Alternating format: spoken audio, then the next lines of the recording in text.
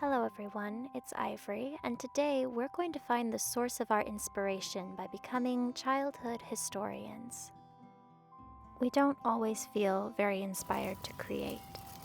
The internet is full of people offering advice about how to find your creativity, how to find your inspiration, and there's lots of good advice out there.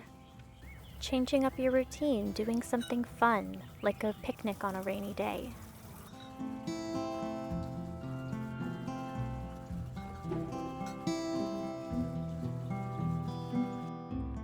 However, I know that for me, sometimes the problem runs a bit deeper than just burnout. I can look back on times in my life where not only was art not making me happy, but it was almost making me sad. I lost connection to the part of it that was beautiful and fulfilling. I think that sometimes we strive too much for perfection, when art is really a very messy, instinctual process. When I can't seem to pull myself out of a slump, I think that the most useful thing I've ever done is going back to the very, very, very beginning and drawing the things that I loved first. That said, let's go ahead and begin looking at the very beginning of my artistic journey. When I was young, I didn't really use sketchbooks a lot. I had just piles and piles and piles of copy paper drawings that I would finish and then quickly discard all over my room. And so for today's project, I want us to start by compiling these loose papers into a collage that I can easily reference without having to drag out those awful, horrible tubs. I'm curious what the equivalent of this would be for you. Maybe you had sketchbooks and they're falling apart, or random pieces of paper where you were writing down your story ideas. I know that it's probably highly likely that not everyone has these tubs of papers from when they were children, but if that's the case for you, then maybe you can go online, print out some pictures that remind you of that time, or if you had a favorite movie, write down that. Just gather together some material that you can put in a book.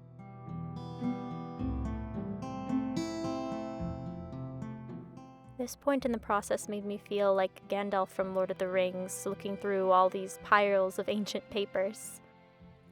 After I'd gathered the things that I wanted to use in my collage, I used rubber cement to paste it in.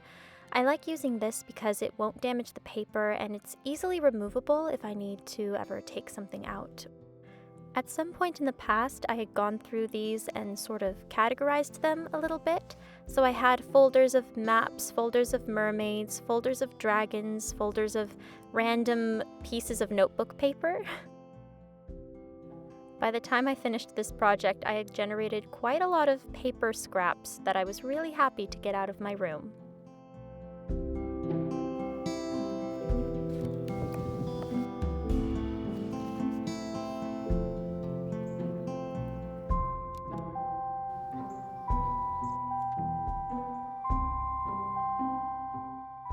The information is gathered and it's time to use it.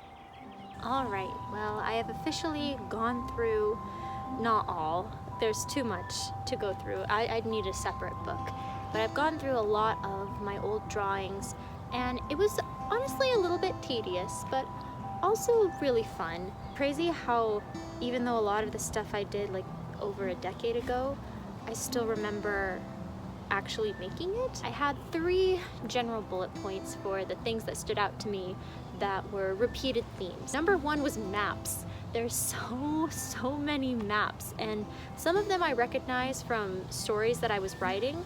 Some of them I do not, but I'm glad that they're preserved anyways. The other one was just generally informational things. I was always trying to create some sort of informational fairy book. I was always trying to be categorizing the different creatures and writing everything I knew. I remember spending hours and hours and hours on Wikipedia just looking at the different pages and trying to find new creatures, and was always trying to illustrate a book like that. You can see my various attempts of that throughout the years. One little fun fact about me is that when I was a little kid, my goal and my dream was to become a pixie dustologist, and my mom bought me a bunch of little different colored sands, and I would mix it with like Play-Doh and hold it in little seashells. I was always a very scientifically minded little kid, but I just applied it to the things that I was interested in. The last thing that stood out to me in going through all of my pictures was like aquatic sort of thing. Mermaids, lots of kelpies, lots of nixies. I remember being really fascinated with nixies. With all of this in mind, something with maps, something informational, and something in an aquatic environment. Some ponds or lakes. Ponds were the water that was around me, and I always thought they were really magical places. You see the water's edge, and there's all the little bugs and all the little frogs, and it's just deep enough that you don't quite know what's at the bottom of it. I think that's why it was the setting for so many of the creatures and drawings that I would do. I think that the combination of these three elements would be to create a map that, I don't know, I imagine kind of like the one from The Hobbit to get to the Lonely Mountain. Maybe it's a map of a pond, and I can mark some of where the creatures are. Some definitely fairies, some nixies for certain, because those were one of my favorites. And I don't know, we'll see what we cook up along the way. Maybe I'll flip back through some of it. But yeah, I will get back to you, and we'll go take a look at the painting process. See you.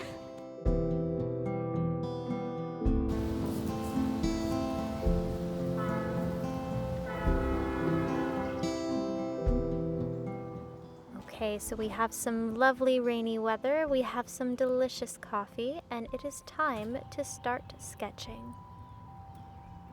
I didn't really go into this with a huge plan, I just kind of dove in. I knew I wanted it to have this aquatic theme, so I decided to make the border have these waves and some different aquatic creatures lurking to see what was happening. After the sketch was done, I tore off the edges very carefully to make it have a more natural look and sprayed the paper down with water. To make the paper look old and weathered, I'm going to use my very favorite watercolor trick, using 100% rubbing alcohol in a spray bottle. Working in small sections, I apply some watercolor paint to the damp paper and then spray it with the rubbing alcohol.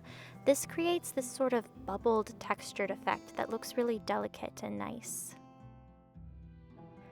The next day, after my paper had dried, I applied a little bit of dark to the edges and began painting. I wanted it to look colorful like some of these old maps, and so I just went in with some blues and greens to make the water feel alive. The two creatures I decided on having in this painting were a kelpie and a nixie. Kelpies are very dangerous water spirits that take the form of horses to trick riders onto their backs so that they can drown and eat them. Nixies are decidedly more friendly, and I think they're just a little shy.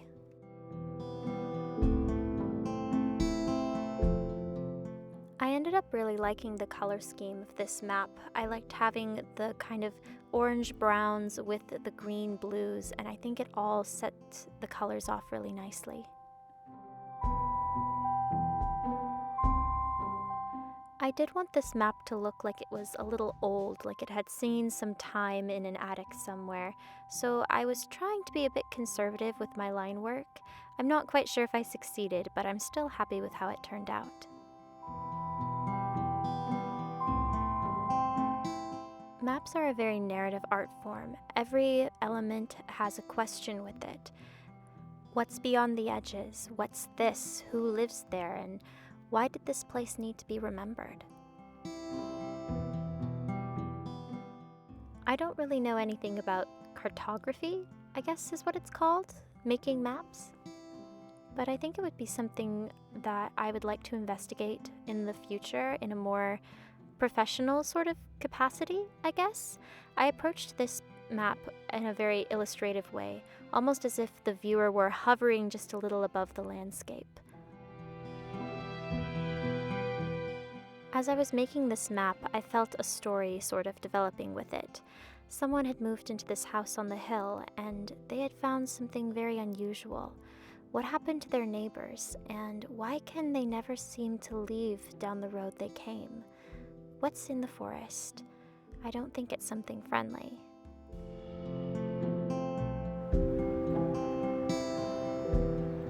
Once upon a time, me and Merkel were going on a walk when we saw something unusual in a pile of pine needles. This certainly looks important to someone. I'm not quite sure how it got here, but sometimes unusual things blow into the hollow. Or perhaps it was stolen. I tried to get him to confess, but he denied all allegations, and I ended up taking the map away from him. Merkel was very, very excited by our discovery, and so we spent some time looking at it to see if there were any secrets we could uncover, maybe some hidden treasure. In the end, we couldn't discover who it belonged to, so I decided that I would just put it somewhere for safekeeping. Should they ever be in need of it, I'm sure they'll be able to find their way here. For now, the secret is safe with us.